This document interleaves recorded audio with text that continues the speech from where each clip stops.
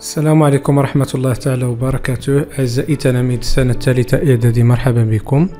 دونك في هذا الفيديو غادي نشوفوا تصحيح ديال النموذج الثاني لامتحان موحد محلي. إذا غادي نبداو بالمكون الأول restitution des connaissances. Exercice 1. Le tableau ci-dessous représente un groupe de molécules alimentaires. إذا قال لك هذا الجدول هذا كيمثل يعني واحد المجموعة ديال الجزيئات غذائية. دونك لي موليكول alimentaires اللي عندنا كاين عندنا 1 لاميدون، 2 اسيد اميني، 3 ليبيد، وهنا عندنا A acide gras، B glucose، C protéines. إذا لا كيستيون A souligne les molécules alimentaires complexes. قال لك سطر على الجزيئات الغذائية اللي معقدة. إذا لاميدون هنايا اللي هو النشا، لاسيد اميني أحماض أمينية، وعندنا لي ليبيد اللي هما الدهنيات، لي زاسيد غرا أحماض الدهنية، الجليكوز و بروتيدات. إذا بطبيعة الحال لي موليكول أليمونتير كومبلكس كما كنعرفو هما لاميدون. دونك لاميدون اللي هو النشا هو سكر معقد، إذا سيت اون موليكول كومبلكس. إذا كاين لاميدون، وعندنا لي زاسيد اميني هادو النتيجة ديال الهضم ديال لي بروتيد، دونك ماشي معقدة. لي ليبيد الدهنيات كذلك. لي زاسيد غرا هادو النتيجة ديال الهضم لي ليبيد، دونك ماشي معقدة. لي جليكوز، لي جليكوز حتى هو دونك كينتج على الهضم النشا، هو مبسط، جليكوز سكر مبسط. ولي بروتيد اللي هما البروتيدات كذلك هي جزيئات معقدة. إذا هادو هما الثلاثة اللي عندنا، لاميدون، ليبيد، بروتيد. B donner le résultat de la digestion de ces molécules. قال لك عطينا النتيجة ديال الهضم ديال هاد الجزيئات. إذا بالنسبة للاميدون اللي هو النشا، بطبيعة الحال نتيجة الهضم ديال الاميدون شفنا في الدرس هو الجليكوز، فوالا. وبالنسبة لي ليبيد هما لي زاسيد غرا أحماض الدهنية. اي بور لي بروتيد سي لي زاسيد اميني، دونك هما الأحماض الأمينية. دونك هادو هما النتيجة ديال الهضم ديالهم، لو ريزولتا دو لا جيستيون دي موليكول. دونك هذه هي نتيجة الهضم ديالهم، لو ريزولتا دو لا ديجيستيون دو سي موليكول. دونك اميدون، جلوكوز، ليبيد acide gras, protéines acide aminé. Exercice 2. La figure ci-dessous représente un schéma de rein en coupe longitudinale. Légender la figure. إذا قال لك هاد الوثيقة هادي كتمثل إذا رسم تخطيطي ديال الكلية. دونك تعطاو لنا يعني في طول مقطع طولي، إذا وطلبوا منا باش ليجونديو لا فيغور، يعني نعطيو لها الأسماء ديالها ديال هاد الأرقام هادو. إذا كما كتلاحظوا معايا هنايا عندنا لو سونس دو كولمون دو سون، يعني اتجاه ديال الجريان الدم. دونك عندنا لا فليش هنايا الدم خارج، إذا هاد العرق هذا كيخرج الدم من الكلية، دونك في اتجاه بطبيعة الحال القلب. وهنايا هذا كيجيب الدم بطبيعة الحال، هنا الدم الداخل.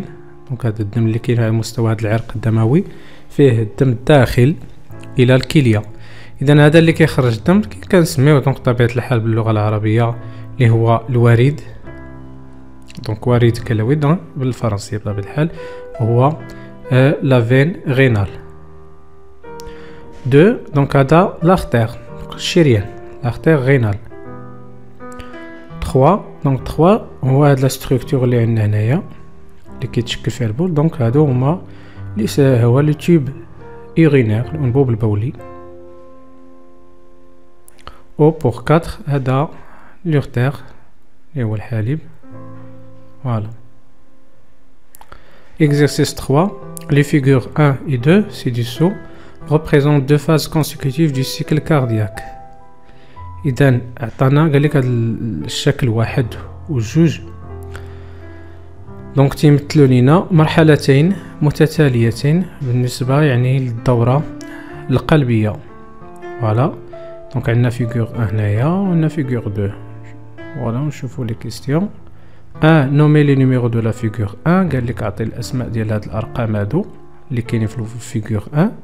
إذا الرقم 1 كما كتشوفوا معايا هذه هي الأذينة، دونك جات في طبيعة الحال في الجهة اليسرى. دونك باش عرفنا أن عطاونا لي فين بيلمونير الأوردة الرئوية. دونك الأوردة الرئوية كيجيبوا دونك كاينين على مستوى الجهة اليسرى، كيدخلوا الدم للأذينة اليسرى. إذا هذه أوغية غوش. و 2 هذا فونتريكول دغوا، البطين الأيمن. و 3 هذا الابهار لاورت.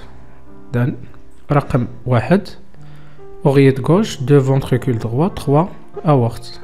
de remplir le tableau ci-dessous. دونك طلب منا باش نتمموا هذا الجدول هذا. اذا عندنا فيغور 1 فيغور 2 valvule auriculo-ventriculaire fermée ou ouverte. اذا كيطلب منك باش تحدد كيف دايرين الوضعيه ديال هاد لي فالفول اوريكولو فونتريكولير، هاد الصمامات ودي بطينيه، واش هي مفتوحه ولا مغلقه.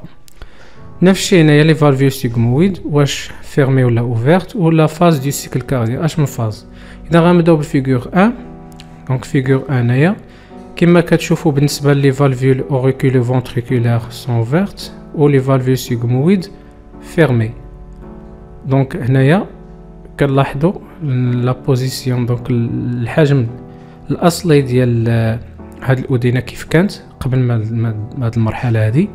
اذا كنلاحظوا بان كاين واحد الانخفاض في الحجم ديالها، اذا كاين انقباض اللي كيتم على مستوى الاذينتين. اذا هذا انقباض الاذيني يعني لا سيستول اوريكولير.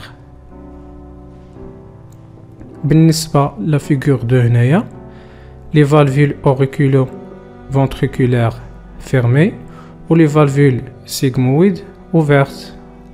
وعندنا طبيعة الحال هنايا يعني واحد التقلص على مستوى البطين، كنشوفوا كيف كان في الاول وكيف داير دابا، يعني كاين واحد الانقباض تقلص. اذا هذا انقباض بطيني، دونك سيستول فونتريكولير. اذا بالنسبه فيغور 1 فالفول اوريكولو فونتريكولير اوفيرت sigmoïde fermé, la phase c'est la systole auriculaire. Pour 2, donc il est fermé, les valvules sigmoïdes ouvertes ou la phase il y a systole ventriculaire. Donc on chauffe le mot الثاني raisonnement scientifique et communication écrite et graphique. Exercice 1. Kamal est un adolescent âgé de 14 ans pratiquant des activités quotidiennes normales. Il a pris des quantités quotidiennes d'aliments simples. Donc قال لي كمال هو مراهق العمر ديالو دونك 14 سنة، كيمارس يعني أنشطة يومية عادية. دونك خدا واحد الكمية عادية من الأغذية البسيطة. لو غرافيك سي دوسو ريبريزونت لابور نيوتريسيونيل كوتيديان، يعني هاد المبيان اللي عندنا هنايا كيمثل لنا الامداد الغذائي اليومي اي لي بوزوان كوتيديان بور كمال، يعني والحاجيات اليوميه ديالو طبيعه الحال من الاغذيه البسيطه. اذا هنايا عندنا لا كونتيتي داليمون سامبل اون غرام، دونك من 0 حتى ل 700.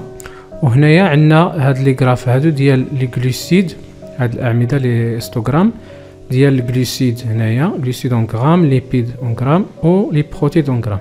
اذا هنايا باللون الاسود هذا لابور نيوتريسيونيل، يعني داكشي اللي يتناول شحال هو الامداد الغذائي ديالو، يعني شحال الخدا ديال السكريات، دونك 600 غرام. وشحال كيحتاج في اليوم، دونك خدا هو 600 غرام في اليوم، كيحتاج 400 غرام في اليوم. ها هو هنايا لي بوزوان كوتيديان، الحاجيات اليوميه ديالو من السكريات. نفس الشيء هنا بالنسبه لي ليبيد، دونك كنشوفوا بان لابور نيوتريسيونيل كان فيه 130 غرام وهو كيحتاج 110 غرام، و لي بروتيد 92 غرام دونك في لابور نيوتريسيونيل، و لي بوزوان يعني 90 غرام. Question 1. Comparer l'apport nutritionnel quotidien en lipides et en glucides de Kamal avec ses besoins quotidiens en ces aliments.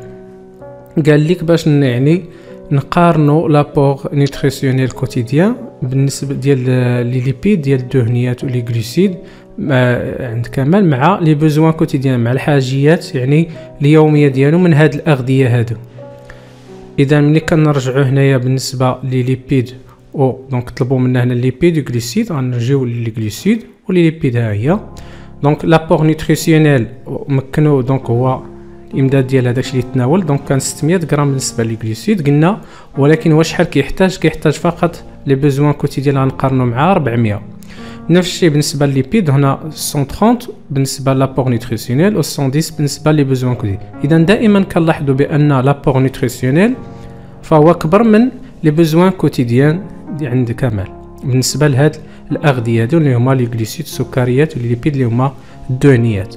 اذا غادي نقولوا اليوم بان لابور نوتريسيونيل كوتيديان اون ليبيد و غليسيد دو كمال اي سوبيريور يعني كبر supérieur à ses besoins quotidiens و ses aliments يعني كبر من الحاجيات اليوميه ديالو من هاد الاغذيه هادي اللي هما لي ليبيد و لي غلوسيد. السؤال الثاني calculer la valeur énergétique de cet apport nutritionnel quotidien. قال لك حسب القيمه اللي هي الطاقيه ديال هاد الامداد هذا الغذائي اليومي. اذا طبيعه الحال دونك هو هادشي اللي يتناول في اليوم دونك مكنو باش يحصل على 600 غرام من لي غليسيد و 130 غرام من لي ليبيد و 92 غرام بالنسبه لي بروتيد. اذا غنحسبوا لابور حنا عرفنا دابا شحال داكشي اللي خدا كله في اليوم شحال كميه السكريات شحال ديال لي ليبيد وشحال لي بروتيد. دونك 600 غرام بالسكريات و 130 غرام بالنسبه لي ليبيد و 92 غرام بالنسبه لي بروتيد. كنعرفوا كل غرام شحال كيحرض الطاقه. دونك بالنسبه للسكري لي غليسيد وبالنسبه لي بروتيد 17 كيلو جول وبالنسبه لي ليبيد 38 كيلو جول. اذا سهل باش نحسبوا اش كتساوي. دونك 600 غرام في 17 كيلو جول زائد 92 غرام في 17 كيلو جول زائد 130 غرام في 38 كيلو جول ونقسموا على 1 غرام دونك كتعطينا 16704 كيلو جول. دونك هذه هي لا فالور énergétique de cet apport nutritionnel quotidien. Donc sachant que les besoins énergétiques quotidiens recommandés pour Kamal est de 2710 kJ. إذن que peut-on déduire؟ قال لك إلا علمتي بأن الحاجيات الطاقية اليومية اللي هي منصوح بها الكمال هي 12510 كيلو جول. قال لك que peut-on déduire اش ممكن لك تستنتج. اذا يعني واش شحال كينصحوا ليه يكون عنده في يحصل ديال البوزوان انرجيتيك ديالو يعني الحاجه الطاقيه ديال المنصوح بها هي 12510 كيلو جول فقط. هو شحال هذيك الاغذيه اللي تناولها شحال مداته بالطاقه عطاتو 16704 كيلو جول. اذا اشنو كنلاحظوا اشنو كنستنتجوا بان لابور اللي هو انرجيتيك عند كمال دونك كبر من لي بوزوان انرجيتيك كوتيديان ريكوموندي. اذا كيخصو يعني انه بطبيعه الحال هذا ما غاديش نهضروا عليه هنا. اش كنستنتجوا حنا اش كنستنتجوا بان لي بوزوان لابور انرجيتيك كوتيديان اي سوبيريور او بوزوان انرجيتيك كوتيديان ريكوموندي بور كمال. هادشي اللي كان ولكن يعني فقط بغينا نضيفوا بان خصو يعني كاين ينقص من الكميه ديال الاغذيه اللي كيتناولها خصوصا يعني السكريات باش يتفادى الاصابه بعض الامراض. اذا هنا غادي نقول لهم بان لابور انرجيتيك كوتيديان دو كمال اي سوبيريور ا سي بوزوان انرجيتيك كوتيديان ريكوموندي. يعني راه اكثر من تيحصل على اكثر من داكشي اللي كيحتاج ديال يعني بالنسبه للامداد الطاقي للاغذيه المتناوله. نشوفوا exercice 2. Le tableau ci-dessous représente la concentration de certaines substances dans 3 niveaux de l'appareil urinaire. قال لك بان هذا الجدول دونك يمثل التركيز ديال بعض المواد في 3 المستويات مختلفه من الجهاز البولي. اذا عندنا هنايا لا كونسونطراسيون اون غرام بار لتر بالنسبه للو غلوكوز بروتيد يوريا اسيد يوريك. وهنا عندنا لي نيفو دو لاباراي يورينير المستويات ديال الجهاز البولي. اذا داروا هذا القياس او نيفو دو لورتير يعني نيفو على مستوى الحليب ولا فين غينال ولا ارتير غينال الوريد يعني الكلوي والشريان الكلوي. اذا كما كتشوفوا عطاونا القياسات ديال هاد المواد هادو اللي هو الماء غلوكوز بروتيدات واليوري البوله والحمض البولي لاسيد يوريك. دونك عطانا القياس ديالهم في هاد المستويات الثلاث. Question 1. En se basant sur le tableau ci-dessus et vos connaissances, citez les substances filtrées et rejetées dans l'urine. قال لك يعني اعتمادا على المعطيات الجدول المعارف ديالك سيتي يعني حدد لينا شكون هما المواد اللي كيتم الترشيح ديالها والطرح ديالها في البول. فوالا. اذا هاد حنا كنعرفوا دائما بان لورين يعني لا سورس ديال لورين هي لو سون هي لا فلتراسيون دو سون يعني الترشيح ديال الدم. اذا غادي نشوفوا بعدا شنو هما لي سوبستانس اللي كانوا في لو سون كي اريف باغ يعني l'artère arrive باغ لارتير غينال اللي كي يعني تيتنقل يعني بواسطه هذا الشريان الكلوي. اذا هذاك الدم اش كان فيه؟ كان فيه الماء، دونك لا كونسونطراسيون ديالها هي 920 غرام باغ لتر. كان فيه كذلك جليكوز، كان فيه لي بروتيد واليوري والاسيد يوريك، دونك هادو هما المكونات اللي كانوا. اذا هنايا اشنو عندنا؟ عندنا الدم، هذا الدم المكونات في الدم الخارجي اللي غادي يخرج باغ لا فين غينال. اذا وهذا الشيء اللي كاين على مستوى اليورتيغ راه هو البول. اذا باش نعرفوا شكون اللي ترشح وداز البول. اذا بالنسبه للماء كما كتشوفوا خارج كذلك كميه دخلت 920 خرجت 910. اذا كاين واحد الكميه اللي دازت فوالا لا سميتو الانبوب البولي، الجوف ديال الانبوب البولي، اذا خضعت للترشيح. وعندنا اذا ها واحد هو الماء. هنا بالنسبه للجلوكوز كما كتشوفوا دخلت 1 غرام باغ لتر، وهنايا في البول صفر ما كاينش، وخرج نيت 1 غرام باغ لتر. يعني هذا ما خدعش، هذا خضع للترشيح ولكن ما طرحش في البول. هو ترشح ولكن ما طرحش في البول، لان في البول هنا في اليورتيغ لقينا الكونسونطراسيون ديالو صفر. البروتيد 70 دخلت 70 خرجت 70 من في الدم نيت وما كاينش في البول. اذا حتى هو ما طرحش في البول، ني با روجتي دون لورين. لاختير عفوا بالنسبه لليوري ولا سيدوريك دخلوا كانوا في الدم الداخل وما كاينينش في الدم الخارج، وكاينين على مستوى ديال اليورتيغ يعني كاينين في البول. اذا هاد الجوج هادو تم الترشيح ديالهم وفي نفس الوقت تم الطرح ديالهم في البول، لانه لقيناهم على مستوى ديال اليورتيغ. اذا ثلاثه العناصر اللي عندنا كاين الماء وكاين لوري ولا سيدوريك. لو لوري اسيد يوريك هادو كيترشحوا وكيطرحوا في البول. فوالا دو سيتي لي سبستانس فيلتري اي ريابسوربي كومبليتمون.